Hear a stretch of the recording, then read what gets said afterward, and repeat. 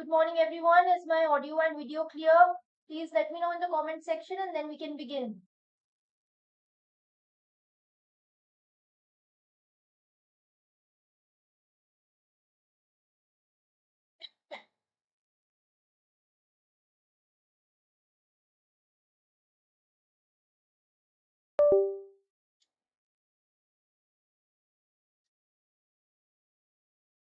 Okay, good morning, Shinchan, Atithi, Chetan, John. Very good morning to all of you. And a very good morning to everyone watching this video. I am Manoj Sharma from Olive Board, and I'm here with the live mint analysis that we do every Monday, Wednesday, and Friday. So we take up some important articles, we discuss them in detail, and we also try and do a few MCQs related to those articles. Fine, this is important for all regulatory exams, so just pay attention and let's move forward. If you want to download this YouTube class PDF, you can do it from the Olive Board app. Just go to the courses section in the Olive Board app, and there's a separate YouTube class PDFs folder. You can download the PDF from here. Fine? Chalo. Now the first important article over here is related to the Air India crash and how is the Indian probe going. So we know that there was this very unfortunate crash, of Air India, which happened a few days back. This was a very unfortunate event, and now this article is trying to discuss that how is the Indian probe going. Okay, here we are going to understand the meaning of a black box. We're going to talk about a black box here, okay, which is present on the aircraft. Fine. So India's Aircraft Accident Investigation Bureau. So there is this Aircraft Accident Investigation Bureau which is examining the black box from the crashed AI 171 Dreamliner. So Air India 171 Dreamliner, we are going to talk about this flight over here which crashed, and there is this black box which is present on every flight. Does anyone know what is the meaning of this black box which is kept on a flight? Why is this black box kept and what is the role of this black box? Anyone? Any idea? Good morning, Rahul. Any idea? What is the role of a black box which is, kept over here in the flight? What is the role of it? Any idea?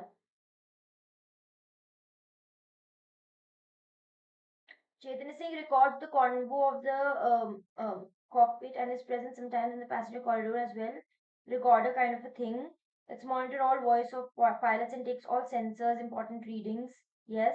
Electronic recording device to capture data regarding flight. Device used in aircraft to get last minute info of the aircraft before accident. So all of you are correct. Black box is a device which is kept on the flight which records the attributes, all kind of attributes of of a flight. So all the kind of attributes are recorded in this device, and we get a lot of information from this black box about the conversation or about the parts of the flight. So there's a device which captures the attributes of a flight basically. Okay. And now there is a controversy, or you can say, people are saying that these black boxes they might be sent, abroad in order to, retrieve the data from these black boxes. Now here comes a question that is India's, is India not capable of retrieving such kind of data from the black box? So we are basically questioning the competence of India in this case. This is the controversy. So that records all the happening in the flight, right from cockpit recordings to all the functions of the internal machines. Exactly. So Neha, Tithi, Shinchan, John, Rahul, Chetan, absolutely correct. All of you are absolutely correct. That is the role of a black box. And here, what is the controversy that we might send it abroad for retrieving the data, and that is a question mark on India's capabilities. Fine. Now, if we talk about black box devices, there are two components in black box. One is your flight data recorder, and the other is your cockpit voice recorder. Okay, flight data recorder which records all the data in the flight, and cockpit voice recorder. So we know that the voice recording is also read it over here. Yes, it is sent to USA because the black box is bit damaged. That what they are claiming. Yes, yes, Neha. It records the flight parameters, the pilot conversations, the equipment sounds, withstand extreme heat and water damage. This is a property. They can withstand extreme heat and water damage, and that is why they are kept on the flight. So if there's any crash that happens, there's any accident that happens, then through this black box we can get a lot of information. Okay. Now, AIB has recovered the black box sets on June 13 and June 16, and the investigation is the investigation includes debris analysis and technical reports as well. The controversy is that these black boxes may be sent to the US. Okay, and now there is a question that are we not capable enough? Okay, and also Minister K. Ram Mohan Naidu denied these allegations, denied this controversy that no, we're not sending it to US, and he also cited that India has a 9 crore black box lab in New Delhi. So we have a 9 crore black box lab in New Delhi, and we're not sending it to the US. We are going to recover it on our own. We're going to retrieve the data on our own. Okay. Then there's this timeline and reforms that I mentioned over here. There's no fixed deadline. The final report will be public as of now. There's a high level committee which will bring in a reform focused report. In case of reforms in this, such kind of, so that such kind of accidents don't happen, we don't have any report as of now. It will be public within 3 months. ठीक है, ICAO mandates preliminary report within 30 days, and India as an ICAO member has committed to follow the global norms. Good morning, Bhakti. So, who is investigating the Air India 171 crash and analyzing its black box?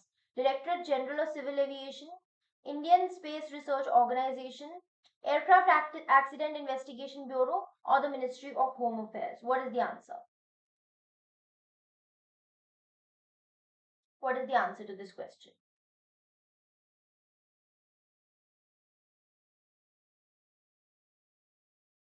Absolutely correct. AAIB, which is your Aircraft Accident Investigation Bureau.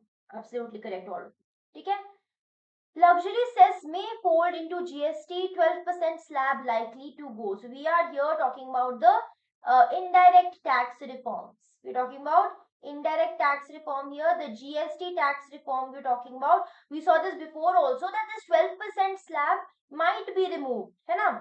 So what they're saying is that Union Finance Ministry is considering integrating the compensation cess on luxury goods into GST. So we are taking this compensation cess on luxury goods, we are going to include it in GST, and we might even remove the 12% GST slab altogether. Now here comes a question. You might have heard this word called cess. Then there is this word called tax. Then there is this word called surcharge. There's also a word called fees and fine. Right? What is the difference between these words? What is a cess? What is a surcharge? What is a tax? What is fees and what is a fine? These are certain basic differences which you should be knowing. Who is going to tell me what is the basic difference between these words that I have mentioned over here? These words that I have written over here, cess, surcharge, a tax, fees and fine. What is the meaning? What is the difference between this? Chetan is saying cess is a tax on tax. Then what is surcharge?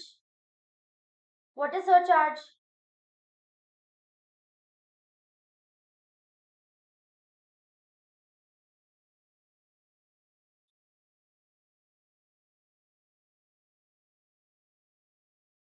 Okay, Shinchan here is saying cess is a tax levied by government with specific purpose. Okay. This is a tax on tax levied for a specific purpose. ठीक है. Okay. What else? Surcharge is also tax on tax. अच्छा ठीक है. Surcharge is also tax on tax. Then how is it different from cess? Atithi.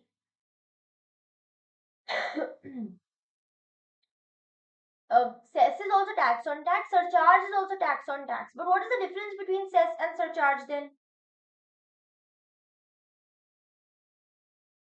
Shinchan is saying surcharge is extra tax on tax. Isn't cess an extra tax on tax? Health and education cess, yes. Example, health and education cess.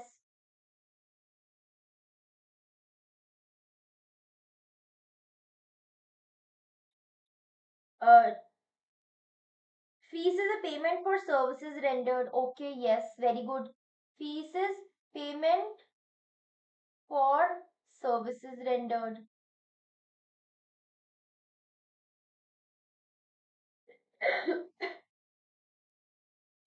Educational surcharge जैसे लगता है higher education कराने पर no cesses tax levied for specific no cesses tax levied for specific purpose और sector. Okay. Fine is for disobedience. Okay. Fine is like a penalty you mean, है ना. चलो let's try and understand the meaning of these different words. ठीक है. See tax is something that we people pay to the government. We pay to the government to avail services, right? We pay some amount of money to the government to avail the services, general services in the general sense. Here there is a catch that you need to understand, that there is no quid pro quo in case of a tax. That means there is no exchange. Quid pro quo means when there is an exchange. For example, if I am giving you something, I am taking in return. There is no quid pro quo. What does it mean in a tax? That you are paying a tax, but that doesn't mean that you are going to be the direct beneficiary of a tax.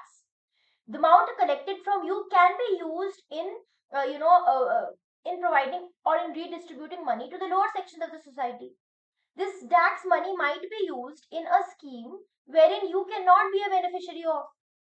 So one thing you need to keep in mind is that tax is amount that we pay to the government to avail their services in a general sense, and there is no quid pro quo.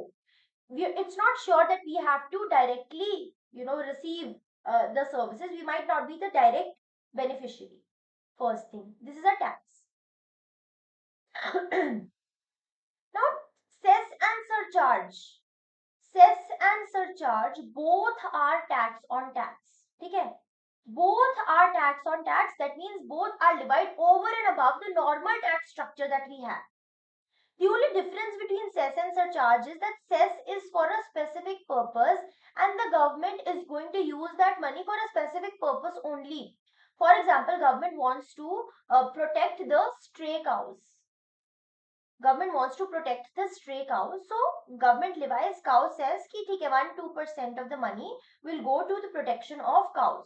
So the government has told you that we are going to levy this cess, we are going to levy this tax on tax for this specific purpose. So the government is telling you where that money is going to be. Fine. Surcharge on the other hand. Surcharge is also tax on tax, but the government has not specified. There is no specification where will this money be put to. There is no specification. The money can be put anywhere. It can be, put in any scheme. It can be put in any sector. Surcharge may we are not specifying. In case of cess, we are specifying. The government is specifying where the money is being put. Okay? Fees is when there is a two-way payment, that I am going to give you a service and you are going to pay it to me. That is fees. And fine is like a penalty. It is like if you are disobeying, then you will have to pay some amount of money. If you're not following the laws, you are going to pay some amount of money. So this is the major difference between cess, tax, surcharge, fees, and fine.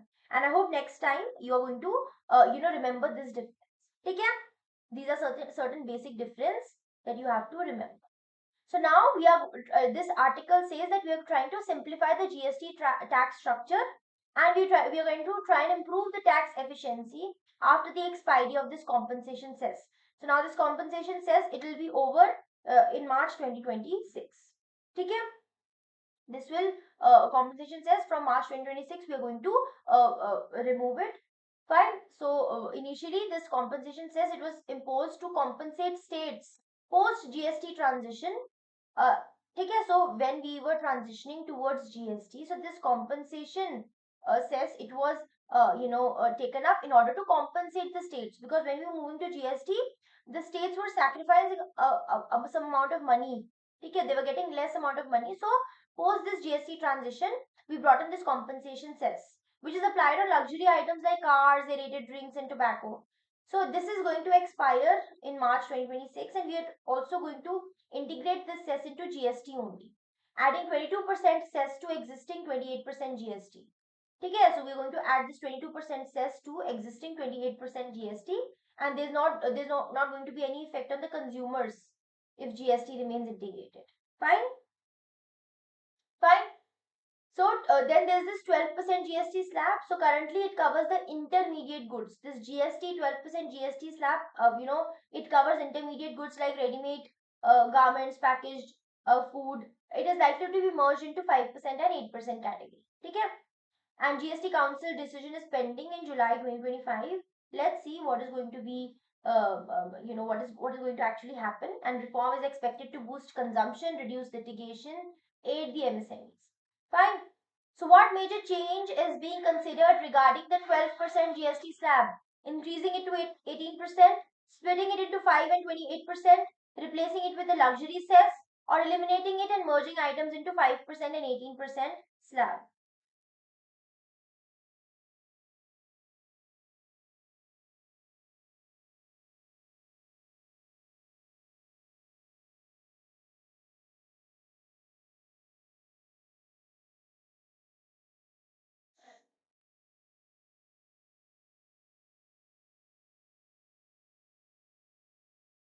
John is asking what's levy in this context. See, levy, or you can say levy, whatever you pronounce it. This is a general term, so it includes fine, it includes fees, it includes tax. So it is a general term which is used, a broader term. Fine. Shinjan is saying, ma'am, this means things would get cheaper. Some things would get cheaper because this 12% tax slab, which is going to be merged into 5%, that will be cheaper. But when it will go to the 18% slab, that might not get cheap, है ना? So that is what they are saying. Okay, so it depends on which kind of slab it is going to be a part of. Okay, Shinchan. So the correct answer is D and not B. The correct answer is D, eliminating it and merging items into 5% and 18% slabs. Okay. B तो नहीं होगा. Why splitting it into 5% and 28%? We're not going to split this 12% into 5% and 28%. No, we did not read this. ठीक है. India turning Chabahar into port of choice shipping secretary. Where is this Chabahar port? Where is this Chabahar port? In which country? Where is this Chabahar port?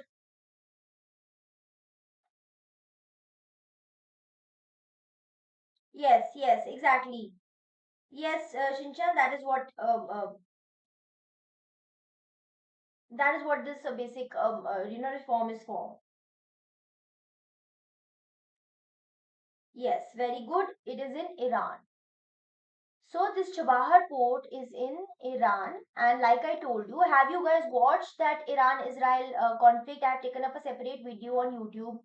So I told you about a string of pearls strategy, a string of pearls strategy of uh, China, and a counter strategy of diamond necklace theory of India. ठीक है, I told you this in the lecture, so you can go and watch that video. ठीक है, it is going to be very informative for you. So now, what is China's strategy is that this is India. China, what it has done is it is trying to build its port surrounding India, many ports surrounding India. That is why it is buying different ports. For example, we have the Gwadar port in Pakistan. We have another port in Sri Lanka of China. So China is trying to surround India through its ports. Now, in contrast to this, India is also surrounding wherever there is a port of China. We are putting our port there. Wherever there is a port of China, near about that, we are also bringing up our port. Okay, so that is part of a diamond necklace strategy, diamond necklace theory, as counter to the China string of pearls theory. Read about it a little bit, or you can watch that video. I have explained it in more detail over there. Now, Chabahar port in Iran is it's one part of this diamond necklace theory of India. Plus, we want to bypass this Gwadar port, which is, in Pakistan, we talk about this Gwadar port in Pakistan. We want to bypass that Gwadar port, and that is why we are building this Chabahar port, so that we can have an alternative route bypassing Pakistan, because we know that India-Pakistan relations are not really good. So via this, you can see over here, this is India, this is Mumbai. So Chabahar port is over here. Chabahar port is over here in Iran, and Gwadar port is over here in Pakistan. So we want to bypass this Gwadar port, and that is why we're building this Chabahar port over here in Iran. Okay, so that we have an alternative route to move towards the Middle East. Okay, so now what this article is saying, that we know that Iran-Israel tensions are there. There is this Bandar Abbas port also, which which is problematic as of now in Iran. So we were passing things through this Bandar Abbas port, and now India is turning into this Chabahar port. Okay, because of this because of this disruption between Israel and Iran, there's a lot of issue that is happening in Iran. So that is why India is trying to fast track its development of the Chabahar port as a key trade and transit hub for Central Asia and Afghanistan. And the aim is to reduce dependence on Pakistan ports like the Gwadar port and the Bandar Abbas choke point. So this Bandar Abbas choke point, this is a problematic as of now in Iran, which is near the Strait of Hormuz. And Iran is threatening that Strait of Hormuz might be closed. So this Bandar Abbas port is near the Strait of Hormuz, and if the Strait of Hormuz is closed, this is going to impact India's trade, and that is why we are fast tracking the construction of this Chabahar port. We are fast tracking the development of this Chabahar port.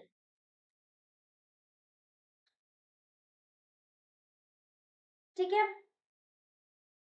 हाँ, Atiti, yes, crucial part for India Middle East corridor, exactly. हाँ तो who is this rock, please give your name. हाँ तो middle east से ही पास करेंगे ना, right, दिल pass through the middle east only. ठीक है, मिडिल ईस्ट सेंट्रल एशिया वाली साइड अफगानिस्तान की तरफ है ना. So Chabahar is located in southeast Iran, offering an alternative to this congested and vulnerable Bandar Abbas port. So this Bandar Abbas port is quite congested and it is vulnerable, right? So and it is going to act as an and this Chabahar port is going to act as an alternative to this Bandar Abbas port. Fine. And this ongoing is Iran-Israel conflict and US bombings in West Asia have triggered India's urgency to fast track the port's development. Okay, and Iran and India, they are jointly working on rail connectivity from Chabahar to Zahedan. So from Chabahar to Zahedan also they are working on this rail connectivity also, which is, and this completion is expected end of 26 or early 27. This will link Chabahar to the INSTC, which is your International North-South Transport Corridor, and this is part of your IMEC project. Okay. Chabahar handled 80,000 20-foot equivalent units and 1 million tons of cargo in financial year 25. It reduces reliance on Pakistan and the China-backed Gwadar port in Pakistan. Fine, that is the strategic importance of this. So why is India developing Chabahar port as a preferred trade hub? To compete with China in Africa, to promote tourism in Iran, to bypass Bandar Abbas and reduce reliance on Pakistan for Central Asian trade, to develop oil refineries near the Strait of Hormuz. What is the answer?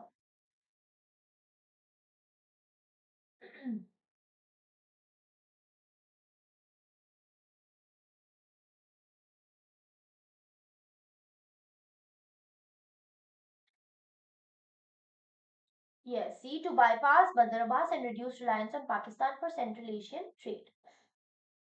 ठीक है? Next.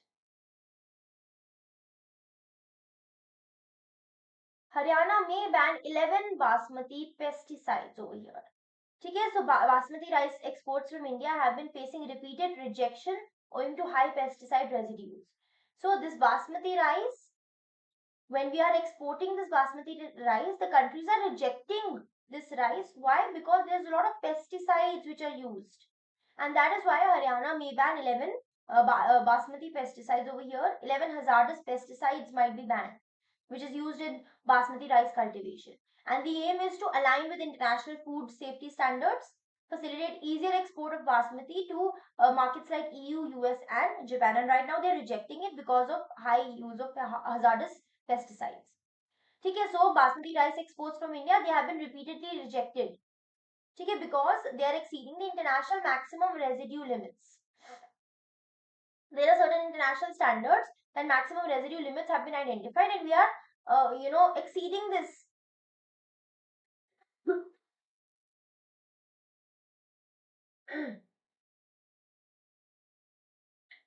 ठीक है. Proposed ban in Haryana. Haryana plans to ban the sale, use and distribution of 11 specific pesticides between August 1 and September 30. ठीक है. Banned pesticides. What are the banned pesticides? That include acephate, buprofezin, uh, chlorpyrifos. I don't know. You can just pronounce. Read it. Propiconazole, thiamethoxam, or carbendazim, and others. So these are a few of the banned pesticides. Then the final decision on ban will be taken in consultation with relevant stakeholders, including the exporters, the government bodies, and the aim is to prevent export losses, safeguard the reputation of Indian basmati rice. So why is the Haryana government planning to ban 11 pesticides used in basmati rice? To reduce local pollution in Haryana, to meet international food safety standards and boost exports, to support chemical manufacturing companies, to introduce new genetically modified rice varieties. So, John, such kind of questions are also asked, but obviously confusing options will also be there. The motive here is to just try and implement whatever we've learned from the articles. And plus, we do the articles first, and that is why also it is easy for you to answer the questions. If I give you question before, the article, then you might not be able to even address these answers. And if you want, difficult exam-like questions, then I take up a session at 7 p.m. And you can take up the session today at 7 p.m. I think uh, um, yesterday also you were taking a session at 7 p.m. right? So right, B is absolutely the correct answer. So you can attend this session at 7 p.m. for difficulty level questions, right? Chalo. Off patent TB medicines to be available only via government channels. Rohan, this might not be relevant for RBI, but this is relevant for NABARD. And like I told you that this live mint analysis is for all regulatory exams. Okay, it is important for all regulatory exams, including NABARD, and that is why this article is important for that.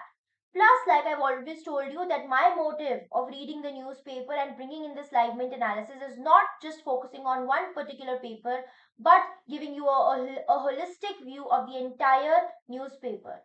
Fine. So what I do is I try to bring in important articles not only from RBI's point of view, but because not everybody is preparing just specifically for RBI, people are preparing for different examinations, right?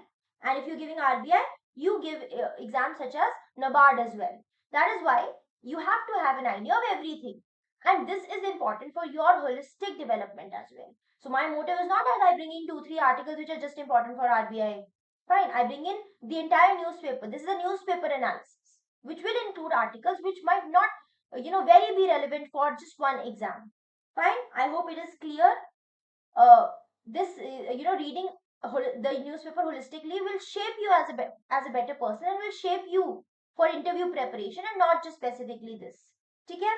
If you want just RBI related preparation, then just read your, magazines, weekly magazine, monthly magazine. Okay? Anyway, let's move on to the next article. Off patent TB medicines to be available only via government channels. Now, what do you mean by off patent medicines? Anyone? What is the meaning of off patent medicine? What is the meaning of off patent medicines?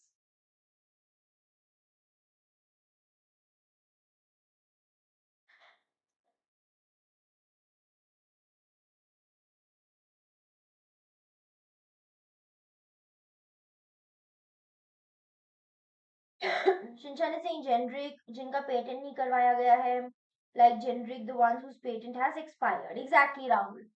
So off patent medicines are those medicines जिनका patent has been expired. So the patent that they have, it has been expired and now it is going to be part of the generic category. So now those medicines whose patent is expired, that will only be available through the government channels. Which medicine? TB medicines, tuberculosis medicines. They will be available through the government channels. ठीक है. So India has decided that these off patent tuberculosis drugs such as bedaquiline and delamanid will now be distributed exclusively via government channels under the National TB Elimination Program. So under this National TB Elimination Program, only via these government channels only these patents which have expired. So if you have seen in the news also 2-3 years back, I think in 2023, they had said that they want a patent expansion. Okay, they had applied for patent expansion now, so this patent has expired and now this will be available through the National TB Elimination Program.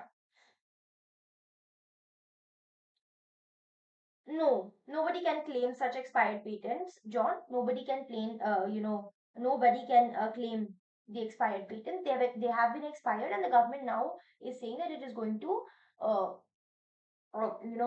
distribute them through government channels only. Fine. This move aims to prevent drug resistance and misuse. Drug resistance in the sense that people they are using. We also talked about antimicrobial resistance in our previous classes, if you remember. So antimicrobial resistance or drug resistance happens when you take medicines in excess, that your body starts resisting to that drug or to that medicine. Your body does not react to that medicine. You might have seen that, अगर आपने कोई medicine बहुत ज़्यादा ले ली है, so you say यार मुझे, suppose you have cold and you take up a particular medicine all the time. ठीक है. So you might have noticed that अब इस medicine से आपको फर्क ही नहीं पड़ रहा है, and that is why you need to change your medicines. That is because he has got to know कि अच्छा ये medicine, this is familiar and I'm going to resist. I'm not, my body is not going to make changes because of that drug. So this kind of a problem happens. There's misuse of these drugs. ठीक है. Especially in the treatment of multi-drug MDR TB. ठीक है. Yes, anyone can get it once it is expired. All the details is made public in the by the patent office. Exactly. Exactly, Rock. Exactly. So when a patent is expired, it becomes kind of generic. So now the formula which was used, that will be public and everybody can make it. Fine. And so to avoid that misuse, to avoid drug resistance, now it will be only through the government channel. Body develops immunity to the medicine. Exactly. Okay. So TB drugs like bedaquiline, delamanid, pretomanid, and rifapentine will no longer be available through the private drugstores. Open market access was leading the misuse of these drugs. It was leading to drug resistance, and that is why this has been restricted. Now, drugs must be labeled. Now, these drugs have to be labeled as for the use in National TB Elimination Program only. And there's a clear warning that is going to be attached to this. Fine. States and UTs must amend manufacturing license to include restricted usage clauses and report compliance. Medicines will be made available only to government hospitals and TB centers. Okay? So why will off-patent TB drugs like bedaquiline and delamanid be distributed only through government channels in India? To reduce their cost for private consumers, to promote Indian pharmaceutical exports, to prevent drug resistance and ensure controlled usage, to allow over-the-counter sales in remote areas.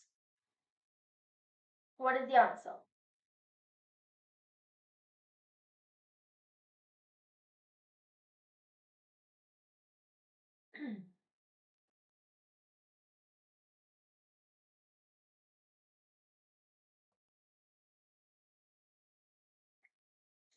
Yes, to prevent drug resistance and ensure controlled usage. This is absolutely the correct answer. Fine. Sure. Next article is how New Delhi is working to fix the Hormuz headache. Now here we are going to see the role of India, how it is, aiming to fix this Strait of Hormuz headache. So India, what is India doing is it is implementing an emergency strategy to secure its crude oil supplies. If the Strait of Hormuz is closed, there's going to be an impact on the oil supplies. There's going to be oil supply chain disruption, right? So how is India, what is India doing? India is implementing an emergency strategy, and what is it doing? To secure its crude oil supplies, it is diversifying routes by activating two pipelines. So what is it doing is, it is activating two pipelines in the Arabian Peninsula, boosting imports from US and engaging with key oil suppliers like ADNOC and Saudi Aramco. So it is trying to secure its supplies. It is trying to secure its supplies from the US from ADNOC and Saudi Aramco. So around, if we talk about Strait of Hormuz, a concern is that around 1.5 to 2 million barrels of India's daily crude oil, it passes through the Strait of Hormuz. So our daily consumption of crude oil is 5.5 million barrels per day. Okay, this is the consumption that India does per day consumption of oil. Out of this 1.5 to 2 million barrels per day is, we take it from the Strait of Hormuz. Okay, of this daily. Fine. And now, if this Strait of Hormuz is closed, this is going to impact India. So, India is planning to activate two pipelines from Fujairah and Yanbu to bypass Hormuz and ensure energy security during the conflict. And India is in talks with ADNOC, which is in UAE, and Saudi Aramco for alternate transportation arrangements. For every 10 barrel of $10 per barrel rise in oil, India import bill might increase by 13 to $14, and that is why we need to bring in alternative routes through which oil can be supplied. And what are the top oil suppliers to India? You have to remember this: Russia, Iraq, Saudi Arabia. They top the list. Russia, Iraq, Saudi Arabia. And US is also a growing source. And India's strategy is to reduce dependence on unstable routes and ensure uninterrupted crude oil flow. So, why is India activating an emergency plan to bypass the Strait of Hormuz? To boost domestic oil production, to avoid oil price fluctuations, to safeguard crude oil imports in amid West Asia tensions, or to reduce taxes on petroleum imports. What is the answer?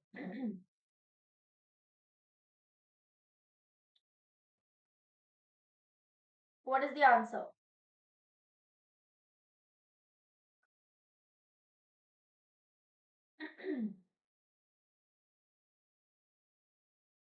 Yes, to safeguard crude oil imports amid West Asia tensions. C is absolutely the correct answer. SEBI seeks better governance at market institutions. So, SEBI has recommended the mandatory appointment of two executive directors on the boards of MIIs. So, SEBI has brought certain changes. It has released a consultation paper proposing stricter governance norms for market infrastructure institutions. So, what are market infrastructure institutions? Like stock exchanges, clearing corporations, depositories. These are the market infrastructure institutions. So, SEBI has enhanced its governance norms. Okay, and the aim is to ensure transparency, accountability, public interest. Okay, okay, and what are the changes that have been brought up?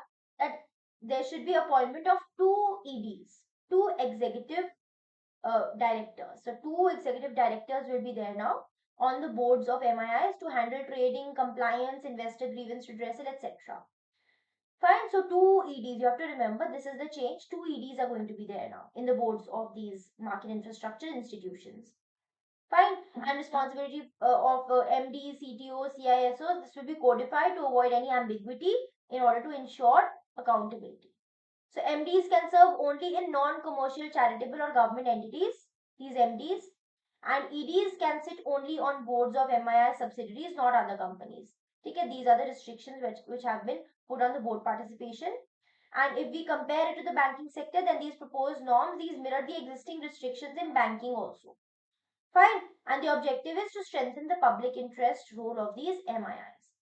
So, what major reform has SEBI proposed to strengthen governance in market infrastructure institutions? Complete privatization of MIIs, merger of all depositories and stock exchanges, appointment of two executive directors to oversee key functions, removal of all independent directors from MII boards. What is the answer?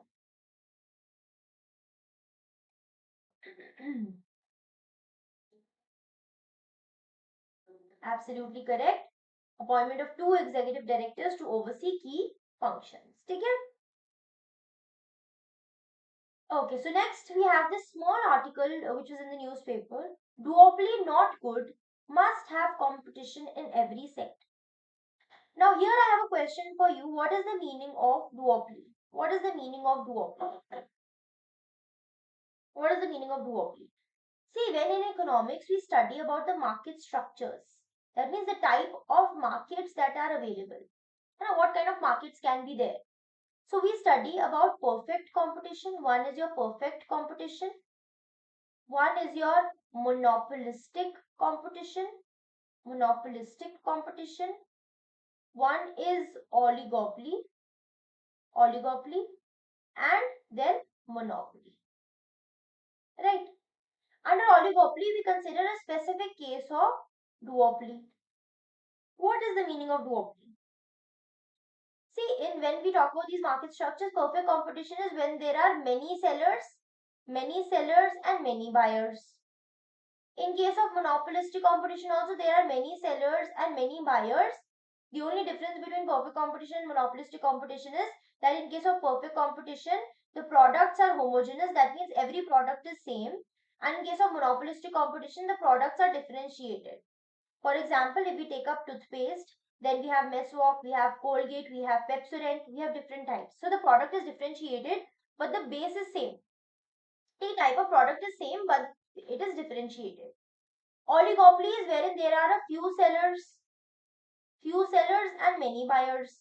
For example, we take a classic example of OPEC, Organization of Petroleum Exporting Countries. And under this, there is a specific case of duopoly wherein there are two sellers only. Two sellers and many buyers. And monopoly is an extreme situation wherein there is only one seller. So, Shinchan is saying, Chetan, Shinchan, two suppliers, many buyers, two player controlling market, two players running market, right? Presence of only two companies in market, only two contender are manipulating the market. Duo meaning two and poly meaning sellers. Exactly. So when there are two sellers, that is duo.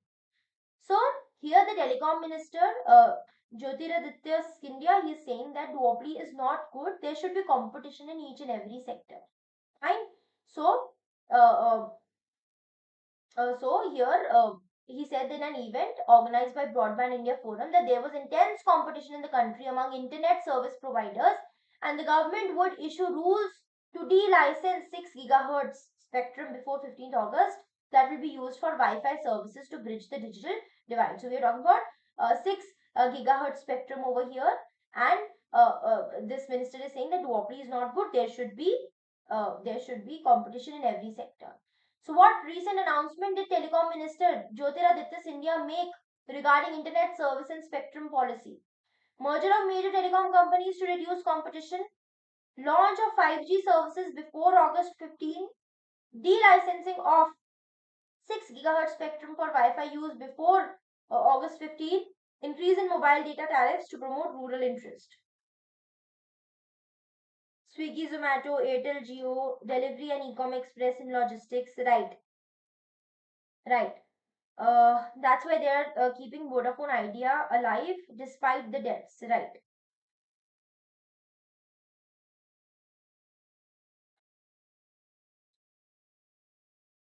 ठीक है. Delicensing of 6 gigahertz spectrum for Wi-Fi use before August 15. Right. ठीक है. Then there is another important, very, very important article. See, right now, can anyone tell me that whenever we, do certain surveys, for calculation, which formula do we use? Which formula do we use? Do we use the expenditure method? Do we use the income method? Or do we use the product method for calculating the GDP? What method do we use out of these in India? Expenditure method, income method, or the product method? Anyone?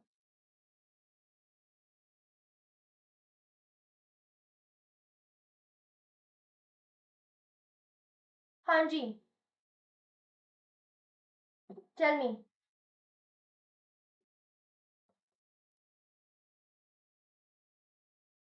Acha, 2 3 questions have the answer as C only, है ना? Chalo, let's see what will be the next question. Bhakti is saying expenditure method. Shinchan is saying expenditure method. Anyone else? Chetan is saying product method. John is saying product method. See, in India, we use two methods. One is the expenditure method and the other is the product method. From the demand side, so we know that aggregate demand is equal to aggregate supply in an economy. So from the demand side, we use the expenditure method. And from the supply side, we use the product method. So we calculate GDP also and we calculate GVA also. So if you have read the annual report also of RBI, which you should have read, then you would have given me this answer that in India, both these methods, expenditure method and product method, are used. But because you've not read the report and maybe the static portion you've not revised, so you did not give me this answer. So we calculate GVA also, which is your product method. Okay? And we calculate GDP also through the expenditure method. And then we try to equate the demand and the supply sides. Then we get the data on demand side as well and supply side as well. Income type of survey is not done. So to calculate the GDP also we use household consumption expenditure survey and all is done. Hai. Expenditure surveys are done usually. Here we have this important article here, okay, wherein we are going to talk about an income survey. Okay, so Ministry of Statistics and Program Implementation through the NSO is planning to launch India's first ever all India household income survey.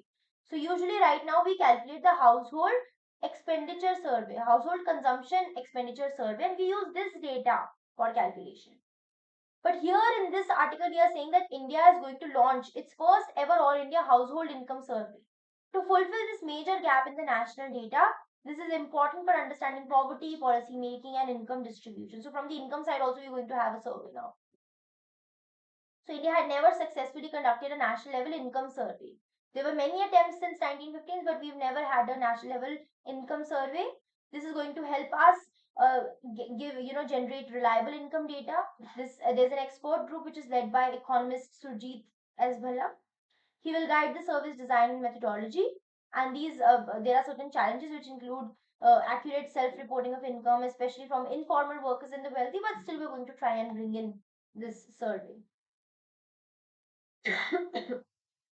And digital tools, global best practices will be used to improve the accuracy. So, what major step has the Indian government recently announced to improve the income-related policy making? Launch of a new national census, introduction of a universal basic income scheme, merger of MOSPI with Niti Aayog, nationwide household income survey by NSO. Yes, there will obviously, see, there are loopholes in every kind of method. There is going to be inconsistency. There will be inconsistency in income method in India, obviously. That is why we were not really calculating the income method because, calculating at the income level, expenditure is easy to calculate. When you are spending on goods and services, then your expenditure is easy to calculate. But how much amount of money you are earning or the income side, it is difficult to calculate that, especially from the informal sector. So C is not the correct answer here. D is the correct answer. Nationwide Household Income Survey by NSO. Fine. Happy now, Shinchan? Now here is another small article. Reserve Bank signals a policy shift. So till now, we have been taking up an accommodative stance. That means we are moving towards an easy monetary policy or a loosening monetary policy, right? Or an expansionary monetary policy, and that is why RBI is focusing on repo rate cuts, CRR reduction, halting of the VRR auctions and all. So many things have been done, and now there is this a policy shift. Now, Reserve Bank of India has announced that it is going to withdraw 1 trillion, $11.6 billion from the banking system. Right now, we were trying to infuse liquidity, and now we are saying that through a 7-day VRR auction or variable rate reverse repo auction, which is going to be done on 27th June, this auction is going to be held in order to withdraw money from the banking system. That means RBI's stance is changing from accommodative to a tightening approach. Accommodative is expansionary, and tightening is basically when you're reducing the liquidity, right? Okay, RBI will use this variable rate reverse repo to suck out excess liquidity. This is the first such move since November. Okay, and this may affect the short-term bond yields, and bond market sentiment may also be impacted, especially long-term bond yields. And this move is because of the improving geopolitical conditions, persisting low interbank rate. Fine. So, what recent action has RBI taken that signals a shift in the liquidity stance? announced a rate cut of 50 basis points, introduced a new long-term repo operation, planned to withdraw 1 trillion via a 7-day VRR auction, or reduce the CRR for all banks. You can't directly say that, Shinchan, because right now the banking system is in excess liquidity. The banking system is in excess liquidity. So even if some amount of liquidity is sucked by, or this liquidity is reduced, this might not directly impact the loans outright. Okay, because still the repo rate has been reduced, CRR has been reduced. So let's see what it is going to happen. Okay, fine. Chalo. So plan to withdraw 1 trillion via a 7-day VRR auction. Okay, which state has received in principle approval for setting up a nuclear power plant and a 1000 megawatt battery storage unit? As per Union Power Minister Manohar Lal, this is a surprise question for you. ठीक है? हाँ जी. So which state has received to set up, received approval for setting up nuclear power plant? Which which state? Shinchan is saying Uttar Pradesh. Bhakti says Bihar. Anyone else? Anyone else?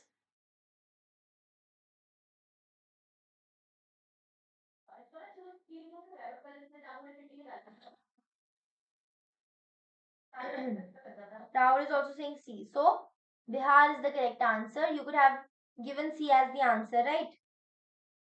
Okay. So Bihar is the correct answer. So you can see over here nuclear plant to be set up in Bihar. Fine. Chalo. Innovation portal launched for 5K crore pharma R&D plan.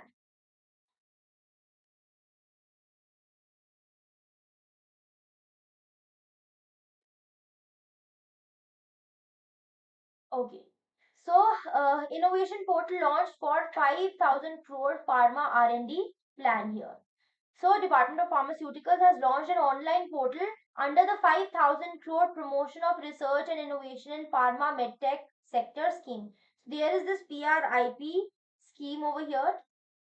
ठीक है, promotion of research and innovation in pharma medtech sector scheme. Giving you homework here.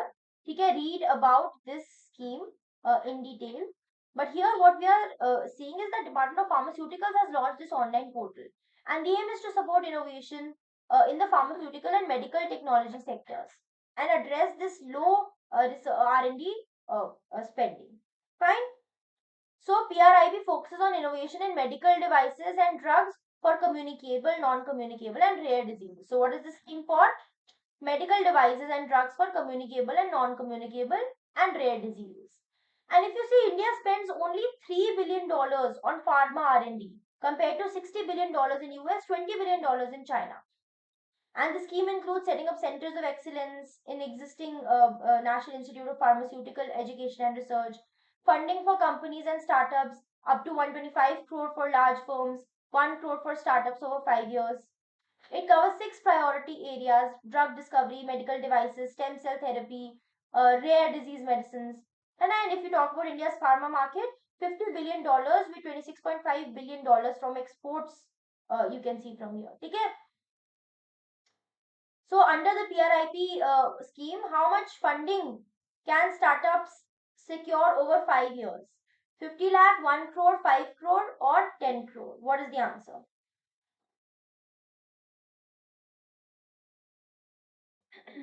What is the answer?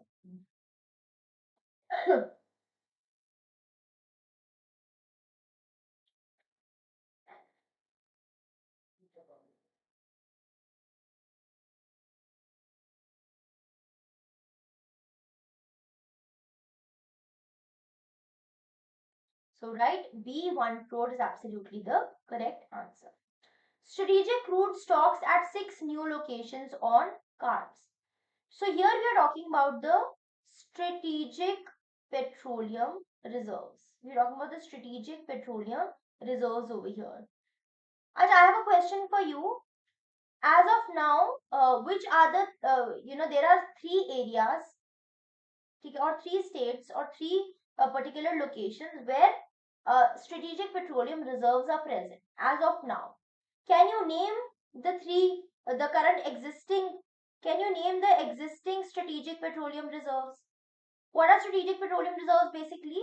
We stock, we stock crude oil, we stock petroleum in these reserves for emergency purposes. This is kind of a buffer stock that we maintain. Right, that is what is strategic petroleum reserves. Now, the exist about, we are talking about developing six new, or you can say SPRs in six new locations.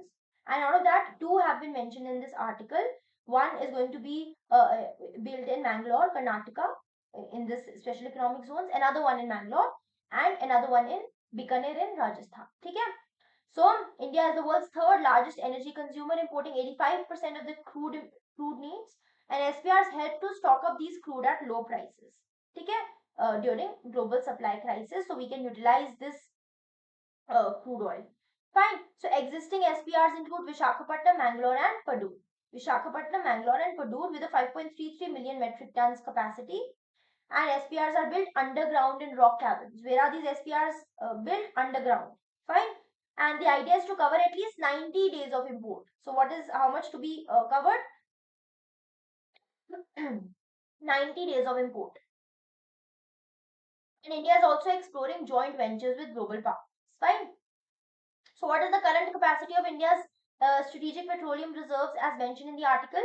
3.25 million metric tons, 5.33 million metric tons, 7.20 million metric tons, or 10.15 MMT.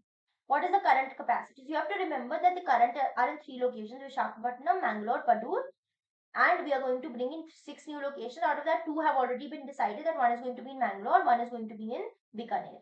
Fine. Yes, 5.33 million metric tons is absolutely the correct answer. Okay? Okay, so this is another surprise question for you. This was a small article in the newspaper. According to ICRA's June 2025 update, what is the GDP growth forecast for India for the fiscal year 25-26? 5.8%, 6%, 6.2%, or 6.5%?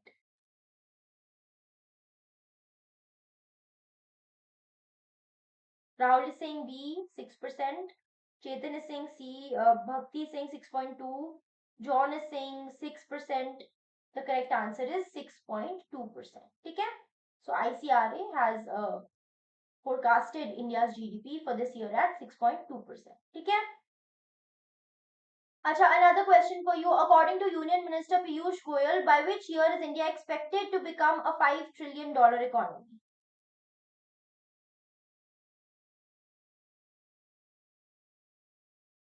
So nice headers that you've given me, है ना?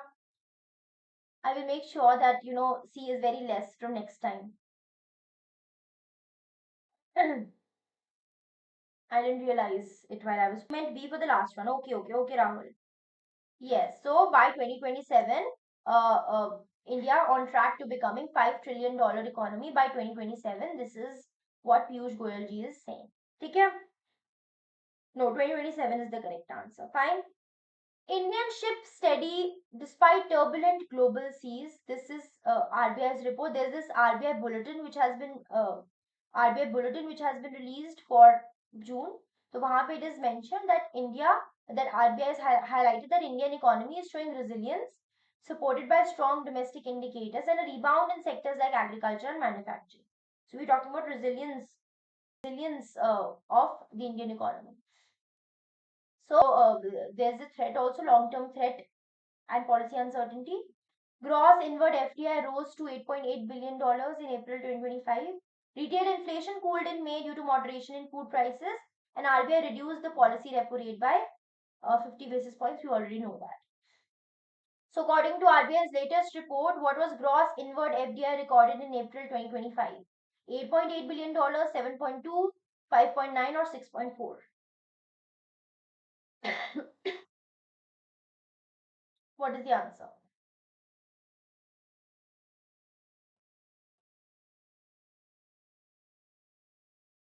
So, what is the answer to this? Global gross inward FDI.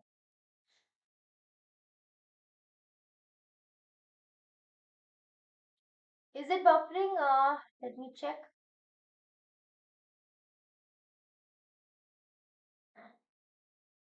Achha, it was buffering. Is it fine now? It might have buffered for a minute or so, right?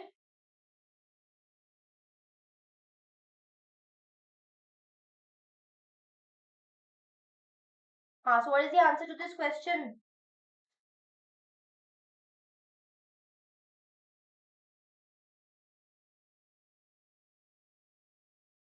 Yes, fine. PLI schemes attract 1.7 trillion in investments. So we have this PLI schemes which have driven a surge in domestic manufacturing, which is a good thing. Attracting investments worth 1.76 trillion rupees and generating sales of over 16.5 trillion across 14 strategic sectors by March 2025. So 1.76 trillion investments we've seen, 16.5 trillion sales have been generated, 1.2 million jobs have been created. Pharmaceutical sector emerged as a top performer. Okay? So as of March 25, how many jobs have been created under PLI scheme? 2.5 million, 1.2 million, 0.8 million or 1.8 million. What is the answer?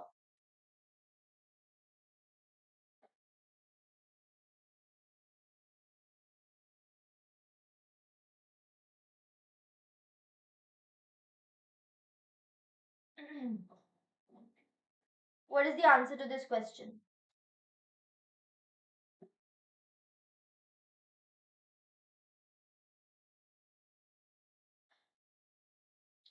How many jobs have been created under PLI scheme? Rahul is saying 1.2 million. What about others?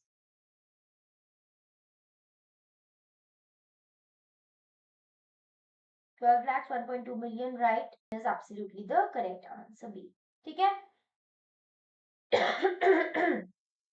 So now we were seeing, in the previous alignment analysis also, we've seen that NSC is under penalty since 2016 and its IPO listing is on halt, right? Since 2016, there's a penalty on NSC.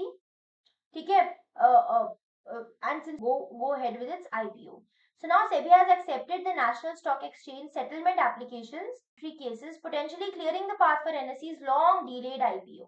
So NSE has offered 1400 crore as settlement. So it is not that NSE has admitted guilt, but it has settled it has said that 1400 crores will be given to you and maybe that will be settled. So SEBI is likely to issue NOC to NSE by June end, and NSE's IPO has been held since 2016. We know that. Unlisted NSE shares surged on hopes of SEBI's approval. Okay. So what is the amount NSE offered to pay to SEBI to settle pending cases under the consent order? 1000 crore, 1400, 1800 or 2300 crore. Acha, is it buffering? Let me check. Just give me a second.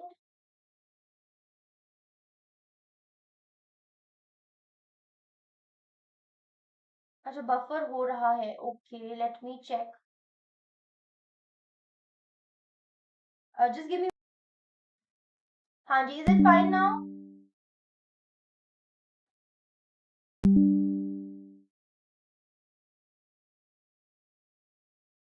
okay is it fine now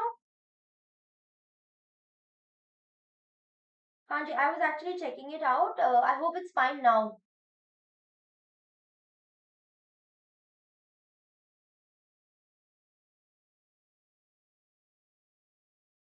fine now ठीक है okay okay okay ठीक है so the answer is 1400 crores ठीक है चलो firms seek reforms for GST efficiency so now Indian businesses they are demanding further reforms to enhance the GST system ठीक है so they are saying that GST has really helped out but there is still a need for improvement in dispute resolution rate rationalization and for faster refunds so 85% of respondents they had a positive GST experience over 8 years 82% of MSMEs showed improved GST perception confidence in GST rose from 59% to 85% in 2025 ठीक है and most of the valued features are automated compliance digitized system quicker resolution and but still there is need for uh, uh,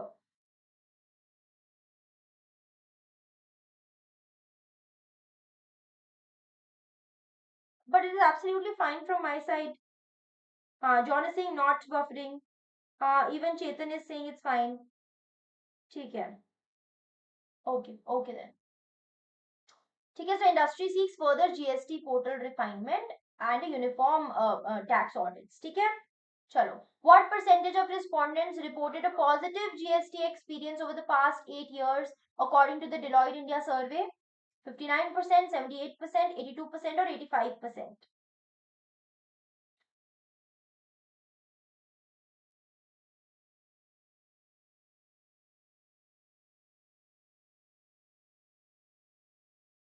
Chetan is saying 85%. B is not the correct answer. D is the correct answer here, है ना? Okay, Shinchan. So 85%. Chalo. The Webb telescope finds an alien planet. Again, important. So we are talking about this JWST, James Webb Space Telescope. ठीक है. So there is this James Webb Space Telescope which was launched in 2021. It has provided a lot of data on exoplanets. Can anyone tell me what is the meaning of exoplanets? What are exoplanets?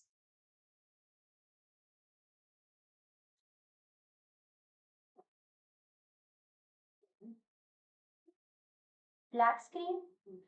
What is happening?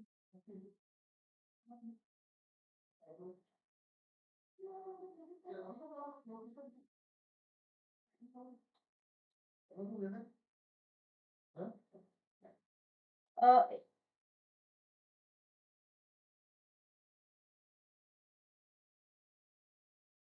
is a black screen showing or is it fine? Acha, okay, chalo. I think something is happening. Chalo.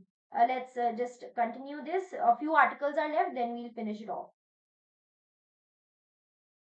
Planets outside our solar system, exactly. ठीक है, so planets outside our solar system are called exoplanets. So this James Webb Space Telescope, it provides information related to the exoplanets. ठीक है, and for the first time it has discovered a new exoplanet which was previously unknown. This is a young gas giant which is roughly the size of Saturn. ठीक है, it orbits a star smaller than the sun. So exoplanet is which does not orbit our sun, it orbits another star. Okay, about 1110 light years from Earth. It is located in the constellation Antlia. ठीक है.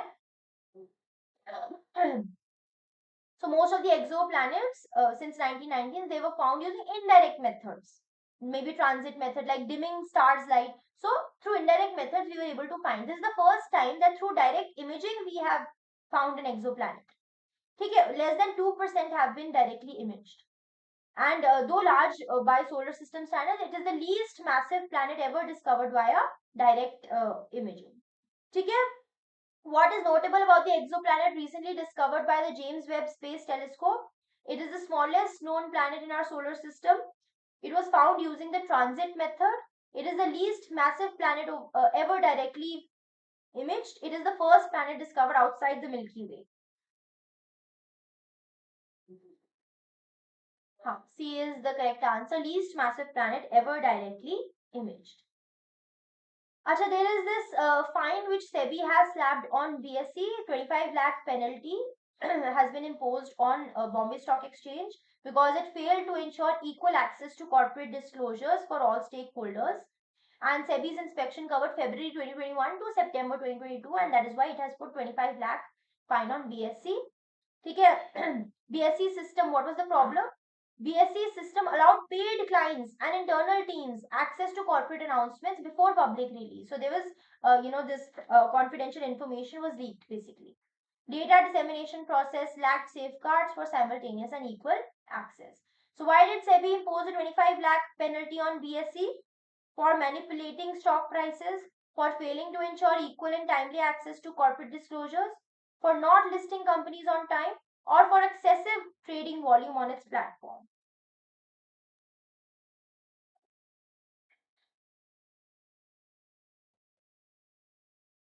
For failing to ensure equal and timely access to corporate disclosures, B is absolutely the correct answer.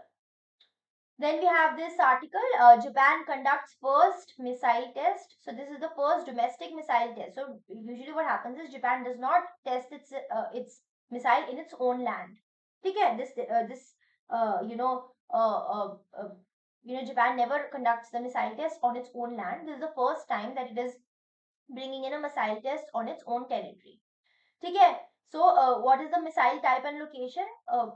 It tested the Type 88 surface to ship short range missile, and it is conducted at Shizunai anti air firing range in Hokkaido, which is Japan's northernmost island. So the first time on Japan's island, on Japan's territory, this missile test happened. So, about 300 soldiers of the 1st Artillery Brigade of the Ground Self-Defense Force had participated. Missile targeted an unmanned boat of 40 kilometers off the coast and aimed at deterring assertive Chinese military activity. So, what is the aim? To deter Chinese military activity. And if you see the defense strategy, there's a change in this defense strategy, because earlier tests were held in US and Australia. Because of space, because of safety constraints and all, US and Australia पे Japan was conducting missile tests. This was the first time Japan has conducted a missile test on its own land, which is a focus on self-reliance and to strike back the capabilities. Fine. So, what was the key significance of Japan's recent missile test? It was conducted in US territory with US support. It marked Japan's first missile test using nuclear warheads. It was the first missile test conducted in Japanese soil. It failed due to technical issues. What is the answer?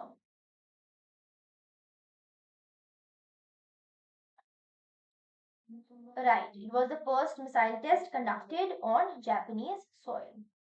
Last article for today. There is a way out of the maze of jammed urban streets. This was a viewpoint which can be utilized in your answers, descriptive answers.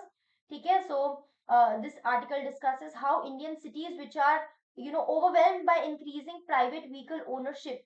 So we are seeing that the private vehicle ownership is increasing a lot, and one reason is because there's a rising middle class in our country, right? And inadequate infrastructure need a shift in urban transport policy. So there's a need that we need to change our urban transport policy. So what should we focus on? Rather than building new roads, rather than building more roads, what we need to focus is we need to optimize the existing infrastructure. We need to utilize the existing infrastructure properly. We need to focus on the existing infrastructure, promoting shared mobility. We need to focus on shared mobility to decongest the roads. We need to reclaim urban spaces for public use. Okay, there's a private vehicle dominance that we've seen. So private cars, which are owned by less than 10% of Indian households, consume 75% of road space, but they make up less than 20% of the daily trips. Okay, and if you see, a single parked car occupies 23 square meters of space. Okay, in cities like Mumbai, 30% of footpaths in some areas are blocked because of parked vehicles.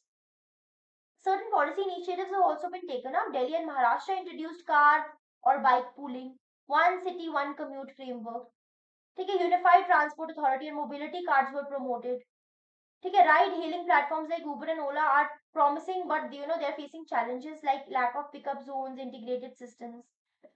ठीक है, so basically what this article is saying is focus on optimizing existing spaces, optimizing existing infrastructure rather than building in more roads to cover up this problem. ठीक है, Surat zonal parking and Kochi's integrated ferry plus auto model show good practices. These are the practices which can be implemented in the entire country. 65% of commercial areas had no priced parking, leading to traffic issues. And what are the solutions suggested in this article? We need to promote low emission zones, car free weekends, community spaces, shift from car centric planning to inclusive mobility, transform parking lots into parks, improve last mile connectivity. Okay, so there's a philosophical shift needed. Urban mobility should be prioritized, from moving more people, not just more vehicles. Okay, people should be moving, not vehicles. So according to the article, what is a major contributing to urban congestion? A major contributor to urban congestion in Indian cities: lack of roads, rapid industrialization, private vehicles occupying disproportionate road space, slow metro construction. Again, we have C as the answer, right? ठीक है. So private vehicles occupying disproportionate road space, right? Next time I'll make sure that there's less of C and more of options, है ना? Chalo, thank you so much, everyone. That is all from my side. If you guys want to connect with me beyond these sessions, then Mannat Educator is my Telegram handle.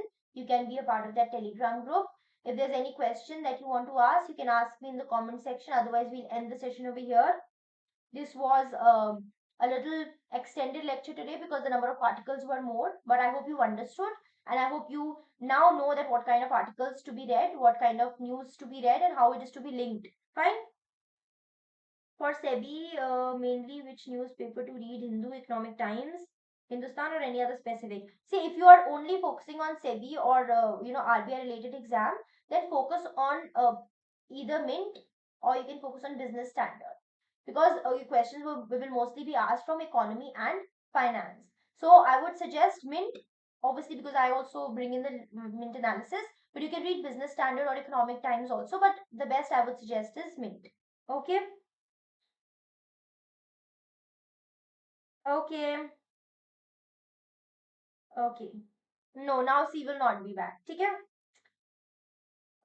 Chalo. Thank you so much, everyone. Yeah, see you at 7 p.m. Today, 7 p.m., we are going to take up a class, MCQs, and there C will be very rare. So you don't have to worry about that because the level of questions are absolutely different. Okay? And thank you so much. Have a good day, all of you. See you all in my next one. See you at 7 p.m. Okay? Bye bye.